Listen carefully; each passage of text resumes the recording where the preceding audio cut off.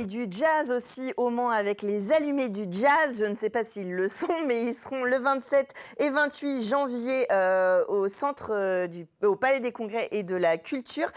Clémence Ferrand, bonsoir. Bonsoir. Vous êtes disquaire pour l'association et vous êtes venu avec Aurel Lançon. Bonsoir. Bonsoir. Vous travaillez aussi pour l'association Les Allumés du Jazz. Alors, je me tourne vers vous. Les Allumés du Jazz, qui sont-ils? Que font-ils?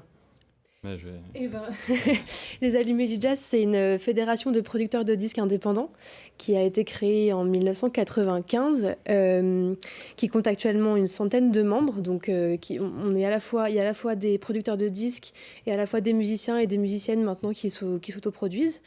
Et l'idée, c'était de se rassembler pour travailler ensemble à défendre la musique enregistrée physique.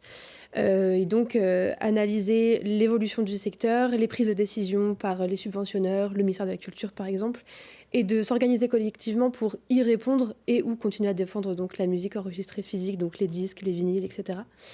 Et donc pour les Allumés du Jazz, ça passe par la rédaction de tribunes, par l'édition d'un journal, par l'organisation d'événements, de ronds-points. Ce qu'on appelle des ronds-points, c'est des conférences, débats, rencontres.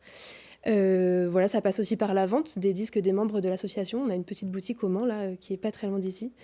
Voilà, ça passe par tout ça. Donc on est plutôt à tendance jazz, mais on est ouvert de plus en plus à d'autres genres musicaux. On a notamment des membres qui sont plutôt spécialisés en musique classique et aussi en rap, par exemple. Oui, c'est évidemment l'idée du disque physique qui prime. La rue de votre boutique, pardon, je l'ai mangée, même si je vois très bien où elle est. C'est la rue de la Galère. Rue de la Galère au Mans. Ouais. Alors, ce journal dont vous parliez, les Allumés du Jazz,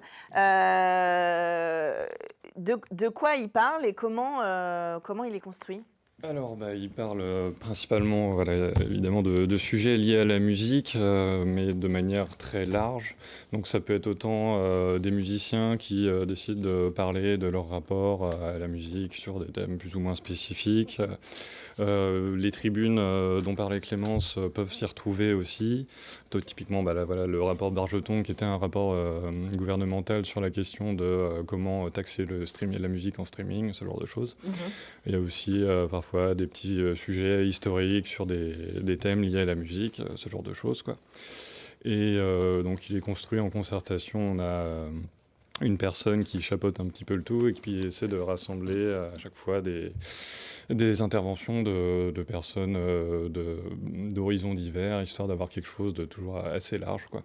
Alors, oui, pardon. Non, juste pour dire que pour l'occasion là, donc de Le Mans Sonore, on va en publier un numéro 45 qui est parti en impression il y a quelques jours. D'accord, et qui sera donc disponible les 27 et 28 janvier. Oui, on va même essayer de le mettre à disposition aussi sur les différents lieux qui accueillent les événements de Le Mans Sonore, parce qu'en plus pour l'occasion, on l'a vraiment axé sur la thématique du son, histoire que ça colle avec d'être l'événement. raccord avec la thématique.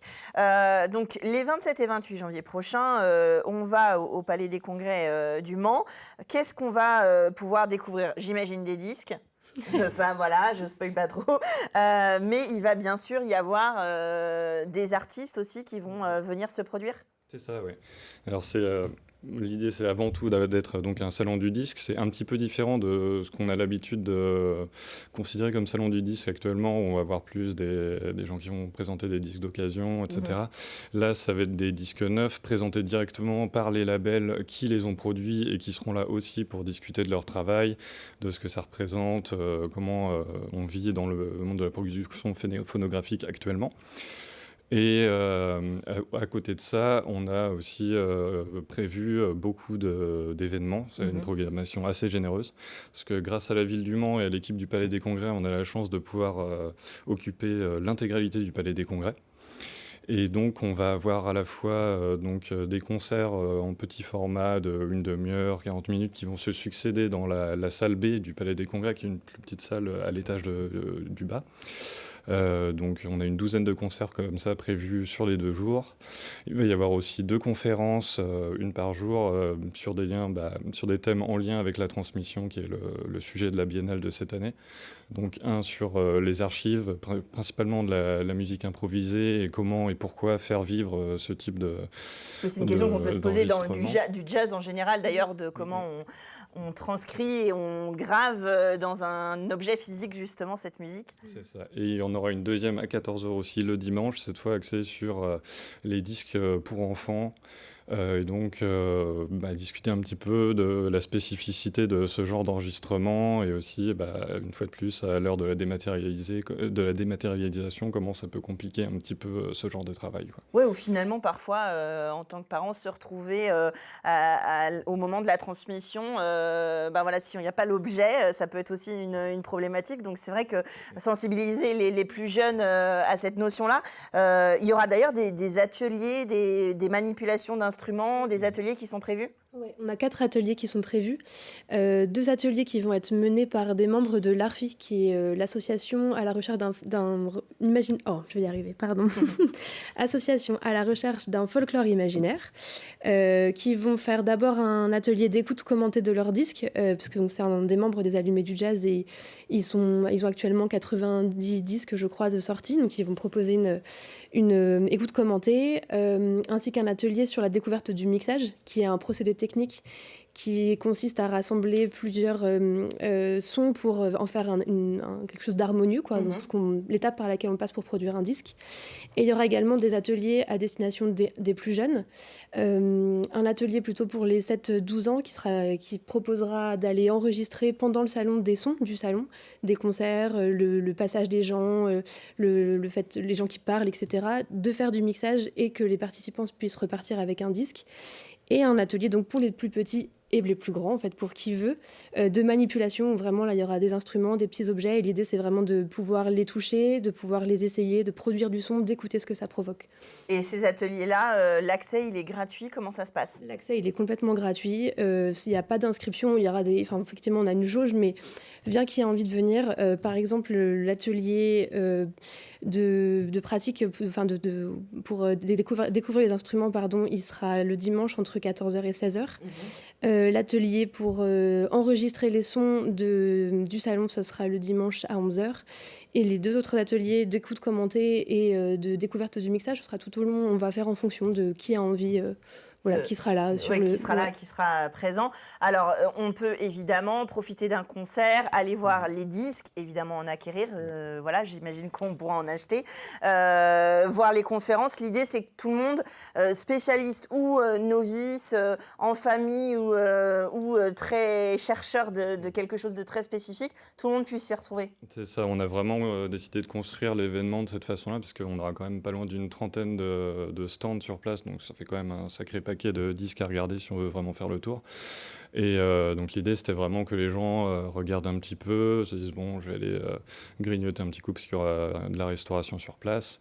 Je vais aller voir le concert qui est en ce moment. Ah, tiens, ça m'intéresse pas forcément, je vais plutôt aller à la conférence. Il y a aussi des projections qui sont prévues. C'est vraiment pouvoir flâner. En fait, tout est, c'est pas seulement les ateliers qui sont en accès libre, tout est ouvert au public et en accès libre. L'idée, c'est vraiment que les gens puissent circuler, profiter d'un peu tout, vraiment à leur rythme, quoi. Et s'ils investissent, ils investissent dans l'objet physique qui est le CD ou le vinyle. Alors, il nous reste peu de temps, mais juste quand même parler des 2 concerts. Le 27 janvier à 20h, les Allumés Orchestra, c'est le premier concert regroupé autour de vos... Alors, il y avait déjà eu une formation... pour un disque qui était sorti au rond-point des Allumés du Jazz en 2018. Mais donc là, la formation qui aura le soir du 27, elle est vraiment complètement inédite, composée donc de musiciens qui ont été proposés par les différents membres de l'association des Allumés du Jazz, et qui joueront aussi des compositions inédites créées spécifiquement pour cet orchestre-là. Et donc ça, ce sera donc il y aura Oui, c'est une première à tous les niveaux, à la fois dans la composition et dans ce qui va être joué. Ils n'auront jamais joué ça ensemble, et justement, il va y avoir une répétition ouverte au public de 17h30 à 19h30 où ils vont tester pour la première fois tous ensemble leur répertoire, et ensuite à 20h, le concert à proprement parler, quoi. Ouais, les musiciens de jazz sont aguerris à l'improvisation, donc on imagine que ça va bien rendre. Peut-être aussi le dimanche à 18h, le Peuple Étincelle, qui est un concert bal pour clôturer. C'est ça, on s'est dit que finir le salon en dansant, ce serait chouette et ce serait une bonne idée, et donc on a invité le Peuple Étincelle à venir animer. L'idée, c'est de danser, de se rassembler, Le Pop Étincelle propose plutôt des musiques plutôt traditionnelles, mais aussi de danse populaire du monde entier, quoi. Donc vraiment, ça va être très chouette et festif. Et tout le monde pourra s'y retrouver. Toute la programmation du 27 et du 28 janvier à découvrir en famille, entre amis. Bref, vous avez compris, il y en aura pour tous les goûts. C'est les Allumés du Jazz font salon à l'occasion de l'Oman Sonore, 27-28 janvier au Palais des Congrès de la Culture du Mans. Merci à tous les deux d'être venus en parler sur le plateau. Et nous, on se retrouve jeudi prochain, 19h pour Culturel.